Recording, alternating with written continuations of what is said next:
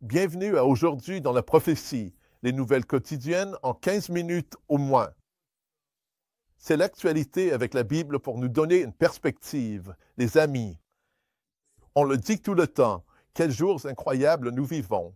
Il faut l'admettre, peu importe qui vous êtes dans le monde, on vit une époque excitante.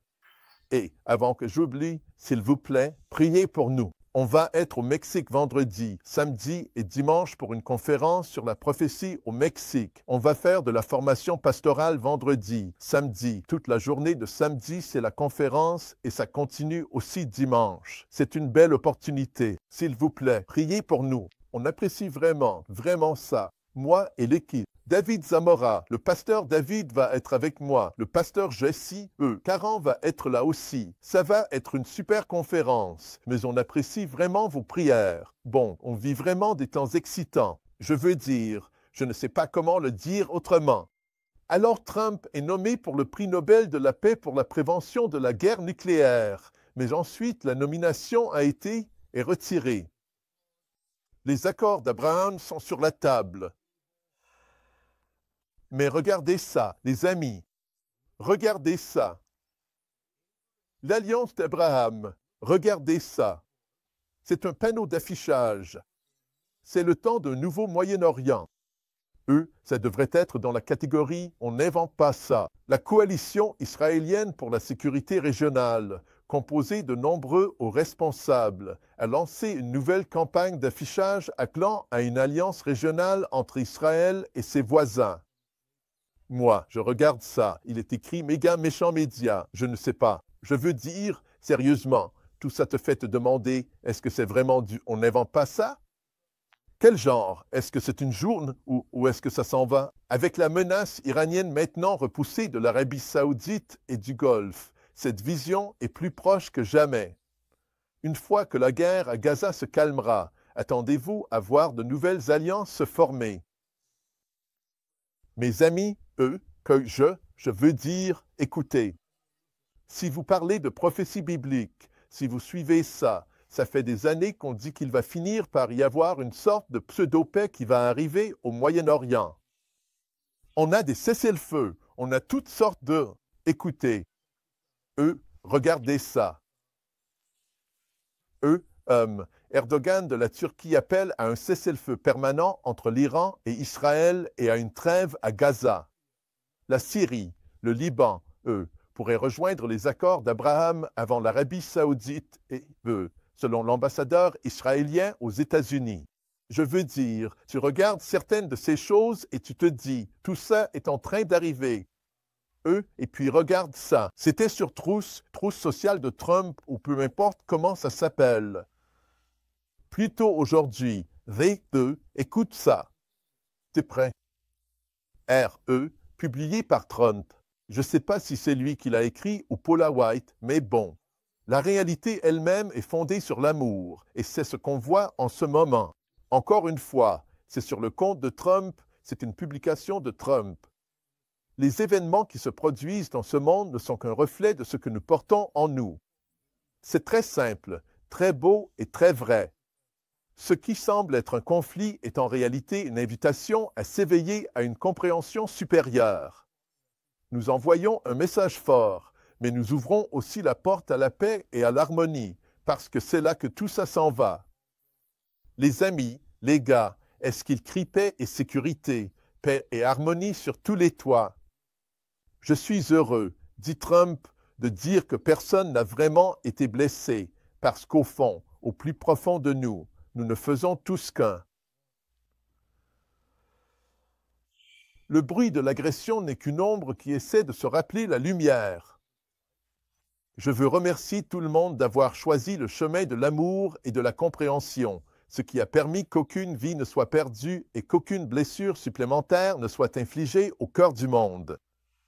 Peut-être que c'est un signe que nous pouvons maintenant avancer vers la paix, l'harmonie et l'unité dans ce bel espace sacré qu'on appelle la Terre.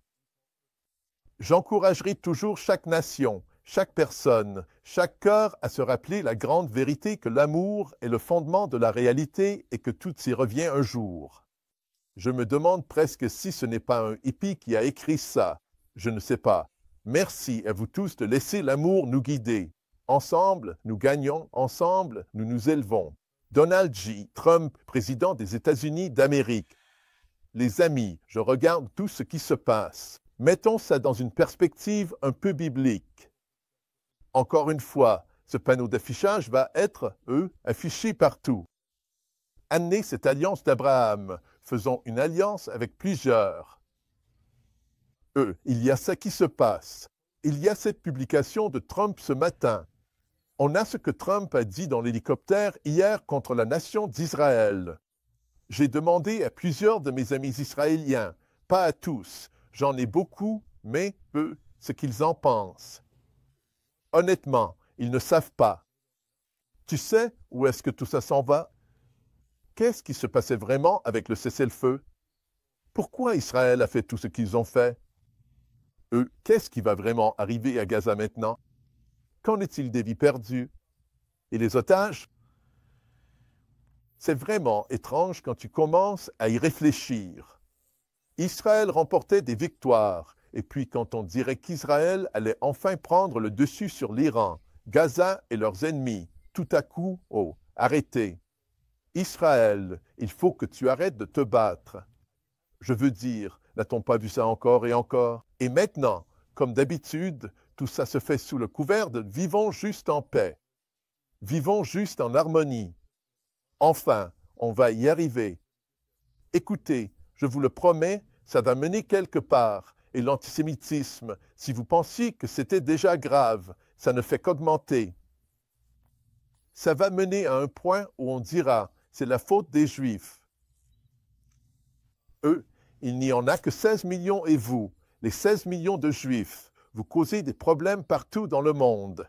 C'est l'argument qui, va être avancé. Je vais vous dire autre chose qui va arriver. Si vous connaissez le mouvement NAR, la réforme apostolique nationale, c'est le mandat des 7 montagnes. C'est la théologie du royaume maintenant. En gros, ça dit on va christianiser le monde. On va créer un monde parfait et c'est nous qui allons le faire. On va le réparer, puis on va l'offrir à Jésus. C'est ce qui va arriver avec le mouvement NAR, qui est habituellement pro-Israël, et ça doit aller dans cette direction, et je vais vous expliquer pourquoi. Parce qu'éventuellement, le mouvement NAR va aussi embarquer dans le même bateau et dire « La seule raison pour laquelle on n'a pas vraiment la paix véritable, c'est à cause de toi, Israël. La seule raison pour laquelle on n'arrive pas à créer ce monde parfait, en parfaite harmonie, c'est à cause de toi, Israël. » Et si je ne me trompe pas, Paula White, la conseillère spirituelle de Trump, c'est sa théologie. Alors vous avez ça, c'est une mauvaise eschatologie. L'eschatologie biblique, une bonne compréhension de la Bible dit que c'est Jésus qui va arranger ça. Celle-ci dit, non, c'est nous qui allons arranger ça. Et je te le dis, ça doit aller dans la direction où ça s'en va. C'est la faute des Juifs. C'est nous qui allons amener la paix. Personnellement, j'ai eu l'impression que quand la bombe a été larguée sur Fordo l'autre jour, ça a mis Israël dans une position très étrange pour que Trump puisse dire à Israël, « Maintenant, tu vas faire tout ce que je te dis de faire, parce que j'ai fait ça pour toi. » Les amis, on regarde, les gens crient « paix et sécurité ». On dirait qu'ils le crient sur tous les toits. Dans le psaume 120, 7, le psalmiste a écrit « Je suis pour la paix, mais quand je parle, eux sont pour la guerre. » Ils disent qu'ils veulent la paix. Est-ce que la Turquie veut vraiment la paix? On sait d'après Ézéchiel 38 que la Turquie, avec la Russie et l'Iran, vont s'en prendre à Israël. Est-ce que la Syrie V, je veux dire, Al-Jolani? C'est un terroriste déguisé en homme d'affaires. Veut-il vraiment la paix avec Israël? Je reviens encore à cette campagne d'affichage, l'Alliance d'Abraham.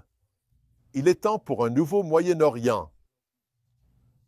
L'attention du monde entier, mes amis, est tournée vers Israël, et ça ne va qu'augmenter.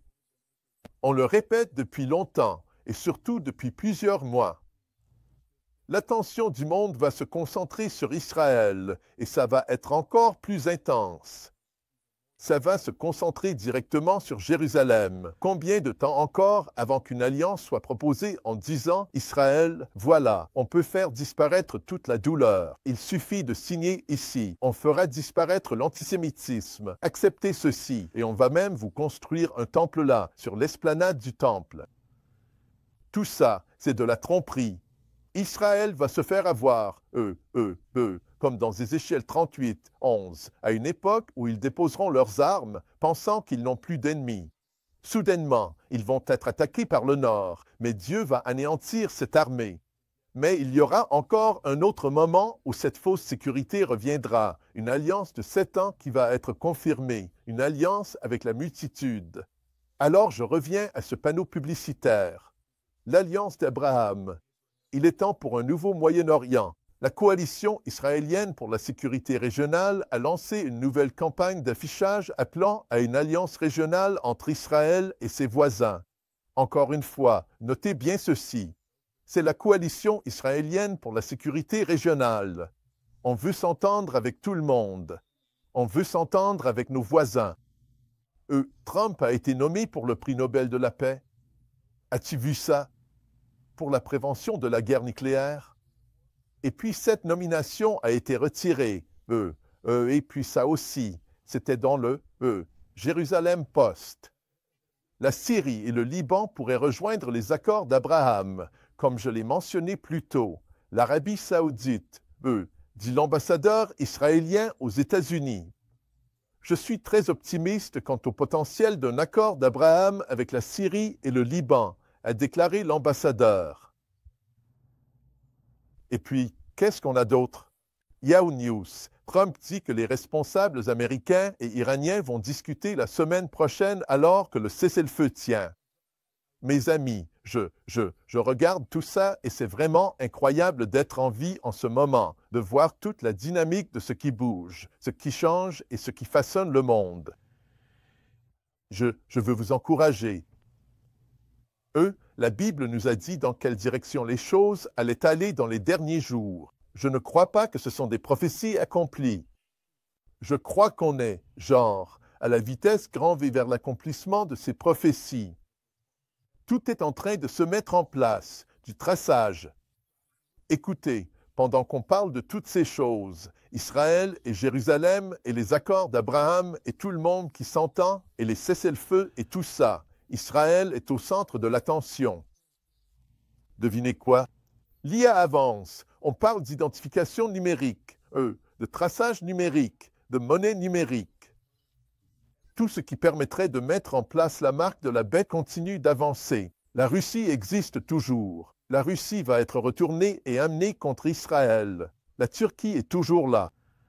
La Chine continue de faire ce que la Chine fait. Quand on regarde toutes les différentes dynamiques de tout ce qui se passe, tout est en train de s'assembler et je vous encourage à ne pas vous détourner ni à gauche ni à droite. Jésus nous a avertis, ne vous laissez pas tromper. Il a aussi dit, quand vous verrez toutes ces choses commencer à arriver, levez les yeux et relevez la tête, car votre rédemption approche. Combien de temps encore avant qu'on soit appelé à la maison? Je ne le sais pas. Mais, mes amis, maintenant, c'est certain que chaque jour nous amène à un point où l'on se dit « Laisse-moi regarder la parole. Laisse-moi chercher dans la parole et comprendre ce que la Bible veut dire. » Selon Daniel 12, dans les derniers jours, les gens vont parcourir la parole en tous sens pour la chercher. Leur connaissance de la parole va augmenter. Ils auront de plus en plus de clarté sur ce qui se passe. Et en ce moment, on sait ceci, on ne connaît pas tous les détails, mais on sait dans quelle direction ça s'en va, et c'est absolument évident la direction que tout prend. En attendant, on fait ce que Jésus a dit. On lève les yeux, on relève la tête, parce que toutes ces choses sont la preuve que notre rédemption approche. Que Dieu vous bénisse, tout le monde.